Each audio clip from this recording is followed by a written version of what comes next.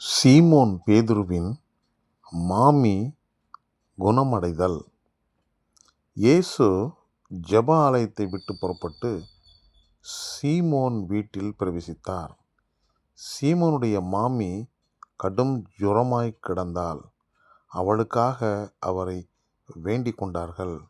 அவர் அவளிடத்தில் குனிந்து நின்று ஜுரம் நீங்கும்படி கட்டளையிட்டார். அது அவளை விட்டு நீங்கிற்று. உடனே அவள் எழுந்திருந்து அவர்களுக்கு பணிவிடை செய்தாள்.